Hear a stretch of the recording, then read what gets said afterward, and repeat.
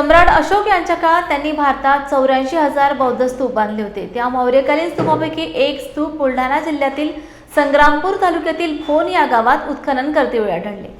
पुणे येथील डेक्कन संस्थेने उत्खनन करीत जे स्तूप शोधून काढले आहे ते स्तूप आता जिगाव प्रकल्पात येत असून प्रकल्प पूर्णतः वास येत असताना अद्यापपर्यंत शासनाने या प्राचीन बौद्ध स्तूपाचे जतन आणि संवर्धन केले नाही। त्यामुळे हा प्राचीन ठेवा नष्ट होण्याच्या मार्गावर असल्याने त्याचे जतन करावे यासाठी बुद्धिस्ट इंटरनॅशनल नेटवर्कच्या वतीने जिल्हाधिकारी कार्यालयावर भव्य मोर्चा काढण्यात आला होता।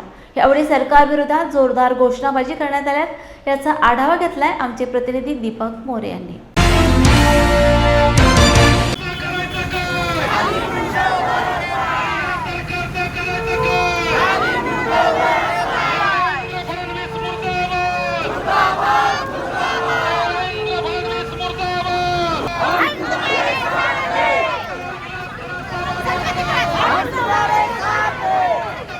बुलढाणा जिल्ह्यातील संग्रामपूर तालुक्यातील भोन या ठिकाणी उत्खनन झालेलं आहे आणि त्या उत्खननामध्ये बुद्ध स्तूप असल्याचं या ठिकाणी समोर आलेलं आहे। ते बुद्ध स्तूप जो आहे तो त्याचं संवर्धन आणि जतन करण्यात यावं अशी मागणी जी आहे बुद्धिस्ट इंटरनॅशनल नेटवर्कच्या माध्यमातून करण्यात आलेली आहे।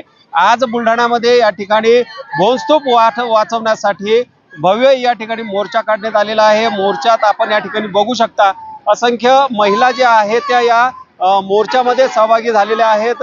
हजारोंच्या संख्येने महिला, युवक, पुरुष देखील या ठिकाणी सहभागी झाले असून जिल्हाधिकारी कार्यालयावर हा मोर्चा धडकणार आहे। काही महिला आपल्यासोबत आहेत, त्यांच्याशी आपण चर्चा करूयात। काही ताई, काय सांगाल, आज मोर्चा निघतोय, काय नेमकी मागणी, काय सांगाल? आमची मागणी आहे की जे संग्रामपूर तालुक्यात भोनगाव आहे आणि तिथं सम्राट अशोकांनी भोन स्तूप विहार बांधलेला आहे। बुद्धाचं स्तूप आहे, खूप मोठ्या प्रमाणात तिथं आढळून आलेलं आहे। बुद्धाच्या तिथं अस्थी आढळलेला आहे आणि आमची अशी मागणी आहे की सरकारने त्याचं उत्खनन करावे आणि त्याचं उत्खनन करून जे स्तूप आहे त्याचं बांधकाम लवकरात लवकर चालू करावे।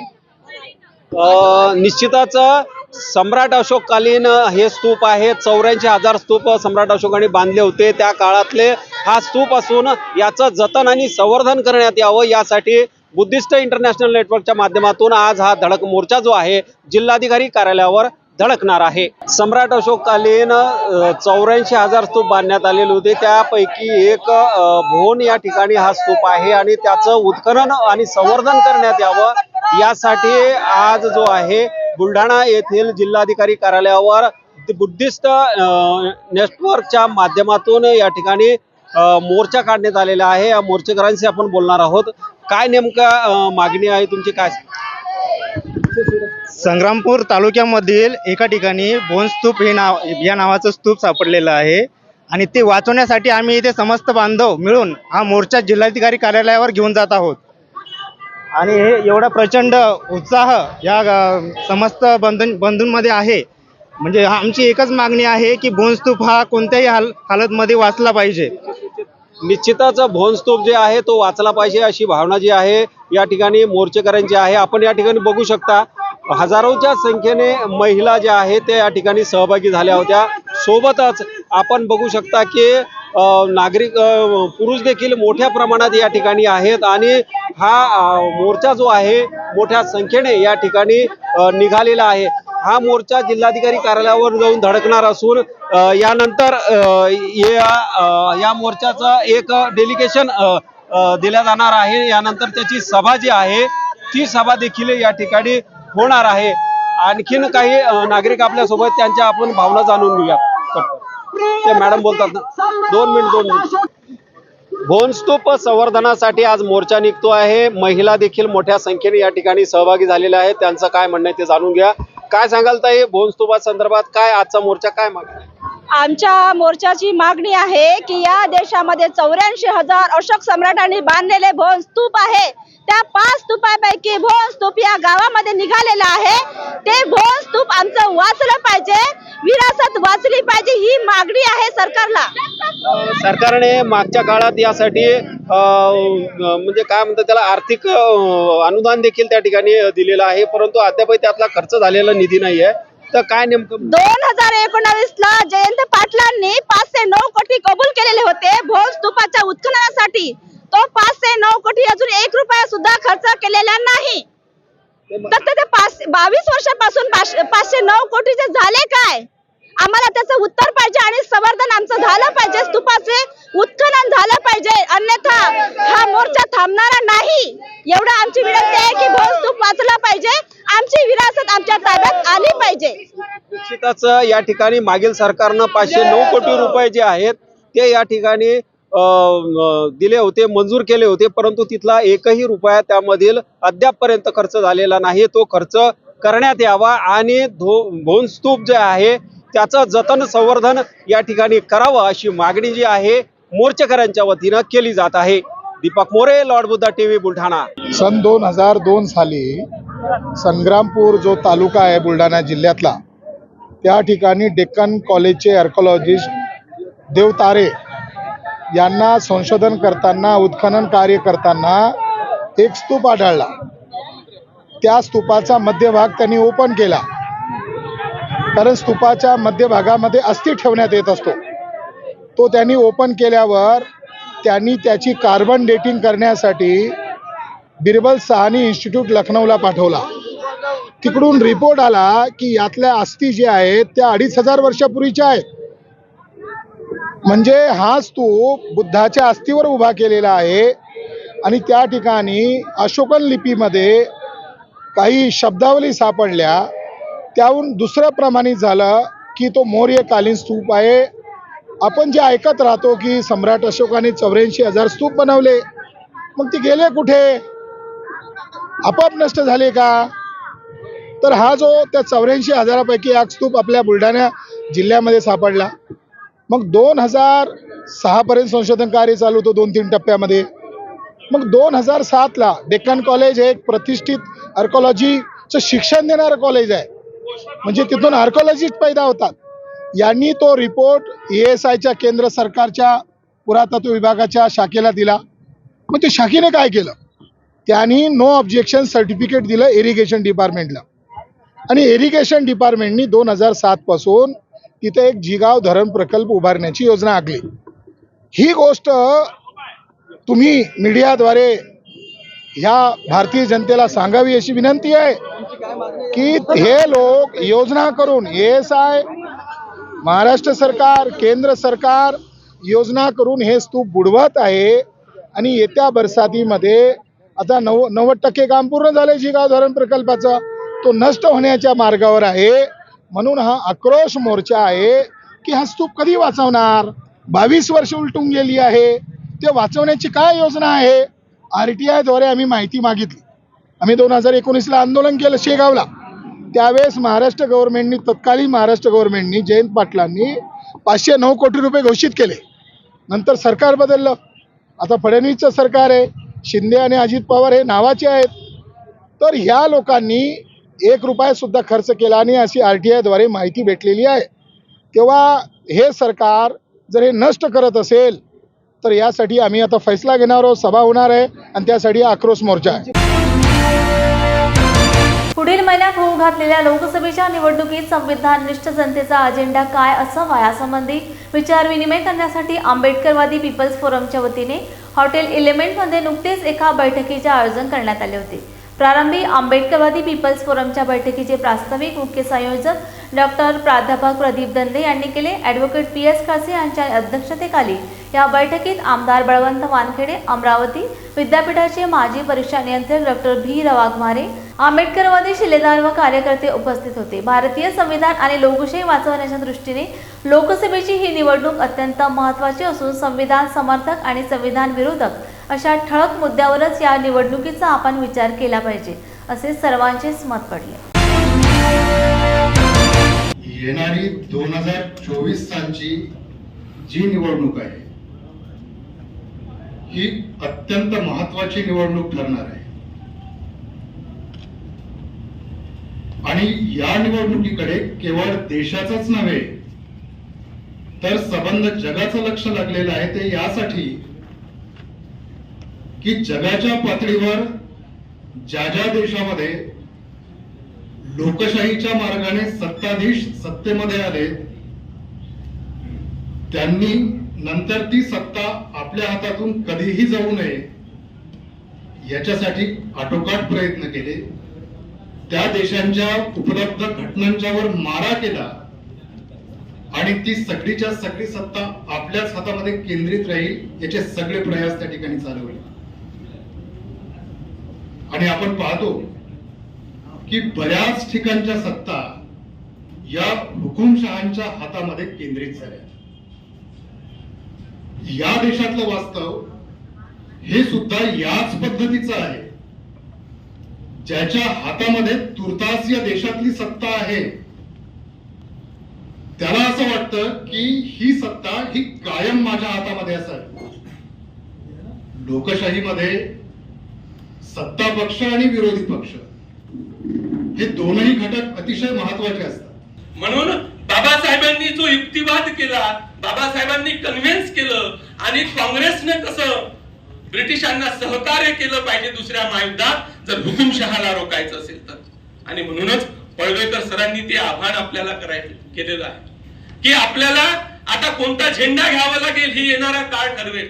म्हणजे जे जळतं घर आहे किंवा ज्या गोष्टी ज्या बाबासाहेबांनी ज्यांचा विरोध केला किंवा बाबासाहेबांच्या सर्व काळामध्ये आपल्याला अनेक गोष्टी त्या विचारसरणीच्या विरोधात दिसते, ती विचारसरणी घेऊन एक वेगळा पक्ष आलेला आहे. आणि ज्या विरोधात बाबासाहेब होते, ज्या पक्षाच्या विरोधात बाबासाहेब होते, त्यांनी आता बाबासाहेबांची विचारसरणी स्वीकारलेली आहे. हा बाबासाहेबांच्या विचारसरणीचा विजय आहे. कारण ही विचारसरणी मनुष्यत्व जागृत करणारी आहे, म्हणून मानवता प्रस्थापित करणारी आहे. आणि म्हणून मला असं वाटते की आता झेंडा कोणता घ्यायचा हे वेळ ठरवणार. पण या देशामध्ये भारतीय संविधान वाचलं पाहिजे, लोकशाही वाचली पाहिजे, नवे माणूस वाचला पाहिजे. म्हणून आहट से हम पहचान लेते हैं कौन कितने पानी में है ये जान लेते हैं. ये चले थे हमें जहर पिलाने शायद इन्हें मालूम नहीं. अब हम पानी भी पीते हैं तो छान लेते हैं. अब हम पानी भी पीते हैं तो छान लेते हैं.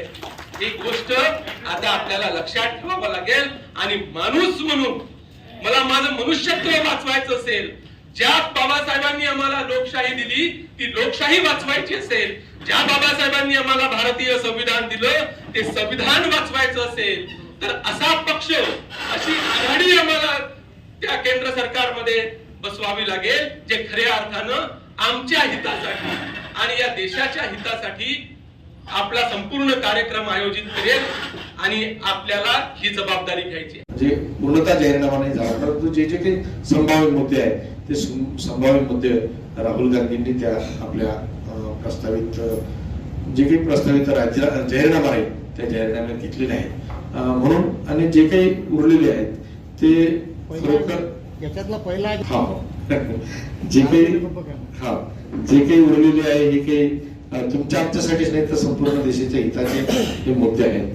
आपण मुळातच देशाचा विचार करणारे आंबेडकरी समाज आहोत, त्याच्यामुळे आपला एकट्या दुसऱ्याचा विचार होणारच नाही. याच्यात हा संपूर्ण मानवजातीचा विचार होणार. म्हणून यात जे तुमचे मुद्दे आहेत ते निश्चितच देश पातळीवरच्या. मी माझी जी राजकीय कारकीर्द आहेत, मी एक सामान्य कुटुंबातलाच, अतिशय सामान्य कुटुंबातला माणूस. माझे मामा जिजाऊ अकबर साहेब यांच्याकडे मी 2024ची निवडणूक ही इतर निवडणुकींपेक्षा अत्यंत वेगळ्या घाटणीची आहे. संविधान वाचवायचं हे या निवडणुकीचं मुख्य ध्येय आहे. त्यामुळे बाबासाहेब आंबेडकरांनी संविधानाच्या माध्यमातून सामाजिक न्यायाचा जो पट आखून दिलेला होता तो नेस्तानाबूत करण्याचा प्रयत्न मोदी सरकारच्या वतीनं होतो आहे. सार्वजनिक उपक्रम हे सरकारच्या मालकीचे जे आहेत त्याचं खाजगीकरण मोठ्या प्रमाणात करत आहेत. आणि देशामध्ये सर्वाधिक उद्योग घराणं कोणतं असेल तर ते सरकार आहे. अदानी अंबानीपेक्षाही मोठे उद्योग सरकारच्या मालकीचे आहे. ती राष्ट्राची संपत्ती आहे. ती राष्ट्राची संपत्तीच खाजगी कॉर्पोरेट घराण्यांना देण्याचा प्रयत्न हा होतो आहे. त्याच्यामुळे हे राष्ट्राची संपत्ती वाचली पाहिजे. कारण ही केवळ संपत्ती नाही तर हे लाखो लोकांना रोजगार त्याच्यातून मिळते. त्याशिवाय या कंपन्यातून मिळणारा जो नफा आहे तो लोककल्याणासाठी वापरला जातो. म्हणून आमचं पहिला अजेंडा आहे की सार्वजनिक उपक्रमाचं खाजगीकरण करता येणार कोणीही करू नये आणि तो अजेंडा घेऊन आम्ही पुढे जातो आहे. त्याशिवाय शाळा महाविद्यालय जे सरकारी आहेत ते सरकारीच मालकीचे राहिले पाहिजेत, कारण आरक्षण हे केवळ सरकारी शाळांमधूनच आहे.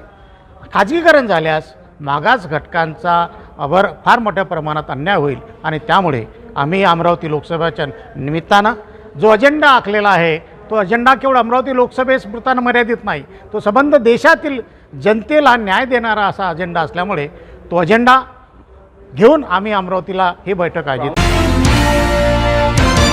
राहुल गांधी यांच्या भारत जोडो न्याय यात्रेची सांगता मुंबईतल्या शिवतीर्थावर म्हणजे शिवाजी पार्क मैदानावर झाली. या सभेत इंडिया आघाडीचे प्रमुख नेते शरद पवार, राहुल गांधी, प्रियंका गांधी, उद्धव ठाकरे, प्रकाश आंबेडकर यांच्यासह इतर दिग्गजांची उपस्थिती होती. यावेळी उद्धव ठाकरेंनी भाषणाच्या सुरुवातीला त्यांनी जमलेल्या माझ्या तमाम हिंदू बांधवांनो, मातांनो आणि भगिनींनो अशी सुरुवात केली नाही. त्यावरून भाजपचे प्रदेशाध्यक्ष चंद्रशेखर बावनकुळे यांनी उद्धव ठाकरेंवर टीका केली. महाराष्ट्राच्या जनतेला काल धक्का बसला आहे की उद्धव ठाकरे हे नेहमी त्यांचं भाषण माझ्या हिंदू बहिणी बांधवांनो असं करायचे. काल त्यांनी हिंदू बहिणी बांधवांचाही उल्लेख केला नाही. शेवटी मताच्या राजकारणाकरता उद्धव ठाकरे इतकी लाचारी पत्करली आहे की त्यांनी उदयनिधी स्टॅलिनसोबत मांडीला मांडी लावून बसले. ज्या उदयनिधी स्टॅलिननी हिंदू धर्म संपवण्याची भाषा केली ते राहुल गांधीला असे शरण गेले आहेत की राहुल गांधींनी वारंवार ओबीसी समाजाचा अपमान केला आणि स्वातंत्र्यवीर सावरकरांचा अपमान केला. मताच्या राजकारणाकरता उद्धव ठाकरे हे खऱ्या अर्थाने संपूर्ण बिघडलेले आहेत आणि आपला आपला परिवार वाचवण्याकरता सर्व नेते कालच्या बैठकीत आले होते. पण बघा, जनतेला समजलं काल 50% खुर्च्या सोडून लोक चालले गेले. राहुल गांधी काय बोलत होते हे लोकाला कळत नव्हतं आणि लोक काय बोलतात ते राहुल गांधीला कळत नव्हतं. राहुल गांधीचं भाषण म्हणजे त्यांनी जे भाषण दिलं, जर तुम्ही टेन्शनमध्ये असाल आणि ते भाषण लावून बघाल तर तुमचं टेन्शन मुक्त होऊन जाईल असं भाषण त्यांनी केलं आहे. त्यामुळं ही जी हास्य जत्रा आहे, राहुल गांधीचं भाषण म्हणजे हास्य जत्रा. काही विजन नाही, देशाचं विजन नाही, टीका टिप्पणी, मोदीजीवर टीका टिप्पणी एवढाच अर्थ आहे. देशाकरता काय करणार आहे, विकासाचं काही नाही आणि त्यामुळं ही हास्य जत्रा झाली आहे. कालची सभा ही हास्य जत्रा होती, यापेक्षा काही नव्हतं.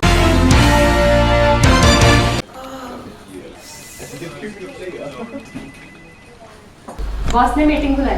क्या यार, आदमी की तकलीफ को तो समझो. बाहर बाहर उठो बैठो. जनाब, तकलीफ उठने बैठने की नहीं, तकलीफ बवासीर की है. बवासीर, फिशर, भगंदर, पाइलोनियल साइंस का आयुर्वेद तथा आधुनिक लेजर से उपचार. अभ्युदय पाइल्स लेजर हॉस्पिटल, लोहार समाज भवन के पीछे, महापुष्प सोसाइटी, शताब्दी नगर चौक से मनीष नगर रोड, नागपुर. कॉल और विजिट करें www.pilesfistulacure.com. हुआ बहू? माँ, पाइल्स की बहुत तकलीफ हो रही है. तो तुम गुदरोग सर्जन के पास क्यों नहीं गई? देखो, जैसे हार्ट के लिए हार्ट स्पेशलिस्ट, ब्रेन के लिए ब्रेन स्पेशलिस्ट, तो पाइल्स के लिए पाइल्स स्पेशलिस्ट क्यों नहीं? स्त्री हो या पुरुष, टॉयलेट में तकलीफ केवल पाइल्स ही नहीं, और भी कई प्रकार के गुदरोग तथा कैंसर भी हो सकता है. इसीलिए इसकी प्रत्यक्ष जांच जरूरी है. ठीक है माँ, पर जांच के लिए हम जाएंगे कहाँ? वही काले आयुर्वेदिक पाइल्स हॉस्पिटल में. लेकिन माँ, प्रेगनेंसी में पाइल्स की दवाइयाँ. प्रेगनेंसी में आयुर्वेदिक दवाइयाँ सुरक्षित होती है.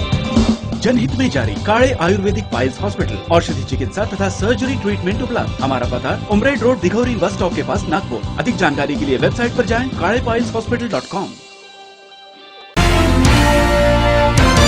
परभणी लोककलावंतांच्या मानधनात वाढ करण्याच्या मागणीसाठी मागील अनेक वर्षांपासून महाराष्ट्र राज्य लोककला सांस्कृतिक मंचाचे अध्यक्ष विष्णू शिंदे यांच्या नेतृत्वात महाराष्ट्रभर आंदोलन, उपोषणे, धरणे, मोर्चे काढण्यात आले. त्यांच्या या आंदोलनाची दखल घेत राज्य शासनाने राज्यातील लोक कलावंतांच्या मानधनात दरमहा सरसकट 5,000 रुपयांची वाढ केली आहे. राज्य सरकारच्या या निर्णयानंतर परभणी शहरातील लोककला सांस्कृतिक मंचाच्या वतीने डॉक्टर बाबासाहेब आंबेडकर यांच्या पुतळ्याला पुष्पहार अर्पण करून अभिवादन करण्यात आले.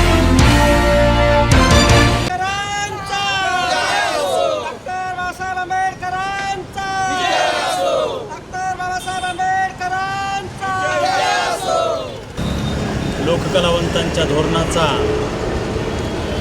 हा अभिनंदन आणि उत्साह साजरा करण्यासाठी परभणी लोककला सांस्कृतिक मंचाचे जिल्हाध्यक्ष सन्माननीय शिवाजीराव सुगंधे, मराठवाडा विभागाचे अध्यक्ष सन्माननीय नामदेवदादा लहाडे यांच्या प्रमुख उपस्थितीत आणि महिला प्रतिनिधी म्हणून परभणी शहराच्या डॉक्टर ललिता शिरसाट यांच्या देवशालाबाई यांच्या सर्वांच्या हजेरीमध्ये या ठिकाणी लोककलावंतांच्या मानधनामध्ये जी वाढ झालेली आहे, आजची महागाई पाहता आणि आजचा एकूणच खर्च, व्हॅट आणि सर्वच गोष्टींच्या गरजा ज्या आहेत आणि महागाई याचा संबंध पाहता शासनाने स्वतंत्रपणे शासकीय अध्यादेशाच्या द्वारे लोककलावंतांच्या मानधनामध्ये सरसकट 5,000 रुपयाची वाढ केली आहे. ही 5,000ची वाढ सरसकट दर महिन्याला जे अधिकृत असे लोककलावंत आहेत अशा लोककलावंतांना सन्मानपूर्वक दर महिन्याला मिळणार आहे. याचा परभणी जिल्हा संघटनेच्या वतीने, अध्यक्षांच्या वतीने, मराठवाडा विभागाच्या अध्यक्षांच्या वतीने आम्ही सन्मान करतो आणि या लोककला सांस्कृतिक मंचाचे संस्थापक अध्यक्ष सर्वेसर्वा सरसेनानी ज्यांना आम्ही अण्णा म्हणतो त्या विष्णूजी शिंदे यांना आम्ही त्रिवार अभिवादन करतो आणि अभिनंदन देतो. धन्यवाद. जय भीम. लोककलावंत सांस्कृतिक मंच ही संघटना, या संघटनेचे सरसेनापती सन्माननीय आदरणीय गीतकार संगीतकार विष्णूजी शिंदे यांनी संबंध महाराष्ट्रामध्ये लोककलावंताचा लढा सुरुवात केला. लोककलावंतांना न्याय मिळावा या उद्देशानं जवळजवळ महाराष्ट्रातले जेवढे जिल्हे आहेत तेवढ्या जिल्ह्यामध्ये 25 तारखेला गेल्या जुलैच्या पूर्ण संबंध महाराष्ट्रातल्या प्रत्येक जिल्ह्यामध्ये लोककलावंतांच्या मानधनामध्ये वाढ व्हावी या अनुषंगानं प्रत्येक जिल्हा या ठिकाणी आंदोलन केले एकाच दिवशी, एकाच तारखेला. आणि म्हणून अनेक संघटना सामील व्हायचा खूप प्रयत्न झाला. सन्माननीय विष्णूजी शिंदे यांच्या अनुषंगानं एक दिवशी मंत्रालयामध्ये मुख्यमंत्र्याचे सचिव यांच्यासह मुलाखत केली विष्णूजी शिंदे यांनी. हे करत असताना याचा परिणाम म्हणून, संघटनेचा परिणाम म्हणून, विष्णू शिंदेचं वजन म्हणून त्यांनी सरकारला हा निर्णय घेण्यासाठी भाग पाडलं आणि म्हणून कालच्या मंत्रिमंडळाच्या बैठकीमध्ये लोककलावंतांना सरसकट 5,000 रुपये मानधन वाढ केली. त्या अनुषंगानं आम्ही या ठिकाणी आनंद उत्सव साजरा करत आहोत. सर्व कलाकारांना पेढे देऊन आम्ही या ठिकाणी आनंद उत्सव साजरा करत आहोत. लोकसभा निवडणुकीची आचारसंहिता जाहीर होताच वर्ध्यासह ग्रामीण भागात लावण्यात आलेल्या बॅनर, होर्डिंगसह फलकांना उतरवण्याच्या कामाला सुरुवात झाली आहे. शहरी भागात नगरपालिका तर ग्रामीण भागात ग्रामपंचायत कर्मचारी फलक उतरवण्याच्या कामात व्यस्त असल्याचे बघायला मिळते. आचारसंहितेचे पालन करा असे आवाहन जिल्हाधिकारी राहुल कर्डिले यांनी केले आहे. लोकसभा निवडणूक 2024 याची काल घोषणा झाली आहे आणि त्या अनुषंगाने मला सर्व वर्धा जिल्ह्यातल्या मतदारांना आवाहन करायचं आहे की आपण या लोकशाहीच्या उत्सवात सहभागी व्हावं. कारण आपल्याला माहिती आहे की निवडणुकीपूर्वी इलेक्ट्रल रोल तयार करण्याचं काम गेल्या वर्षभरामध्ये मोठ्या प्रमाणावर झालं आहे आणि याच्यामध्ये रोल प्युरिफाय करण्यासाठी आपण एकतर नवमतदारांची नोंदणी मोठ्या प्रमाणावर केली आहे. त्याचबरोबर आपण जे प्रिमिटिव्ह ट्रायबल ग्रुप आहेत, VGNT आहे, यासाठी अनेक कॅम्प घेऊन त्यांची नोंदणी केलेली आहे. त्याचसोबत जे 80+ जे मधले डेड वोटर्स आहेत, परमनंटली शिफ्टेड वोटर्स आहेत, त्यांची वगळणी केलेली आहे आणि जास्तीत जास्त आपण आपला जो इलेक्ट्रल रोल आहे तो प्युरिफाय करण्याचा प्रयत्न केला आहे. परंतु त्याचबरोबर आपल्याला आढळून येतं की जी नवमतदारांमध्ये जी अर्बन ॲपॅथी आहे, नुसता आपल्याला लोकशाहीसाठी कॉन्ट्रीब्यूट करण्याचा महत्त्वाचा दिवस आहे. कारण त्यांच्या एका मताची जी किंमत आहे ती इक्वल असते आणि आपलं जे भविष्य ठरवण्यासाठी फार महत्त्वाचं योगदान आपण देऊ शकता. त्यामुळं मी सर्व मतदारांना आवाहन करतो की आपण भरभरून या लोकसभेच्या निवडणुकीमध्ये आपलं मतदान करावं आणि या सगळ्या उत्सवामध्ये सहभागी व्हावं. धन्यवाद. अमरावतीच्या स्थानिक यशोदानगर भीमटेकडी येथील रहिवासी कुमारी स्नेहल सिद्धार्थ तलवारे हिने बिकट परिस्थितीवर मात करून तलाठी पदाच्या परीक्षेत यश प्राप्त केले. तिची नियुक्ती बीड जिल्ह्यात करण्यात आली आहे. तिने मिळवलेल्या यशानंतर बौद्ध उपासक संघ, लॉर्ड बुद्ध टीव्ही महिला संघ अमरावती व विविध सामाजिक संघटनांच्या वतीने तिचे अभिनंदन करण्यात आले. जय भीम इंडियाच्या बातमीपत्रात इथेच थांबूया. पुन्हा भेटूया ताजा घडामोडी घेऊन. जय भीम.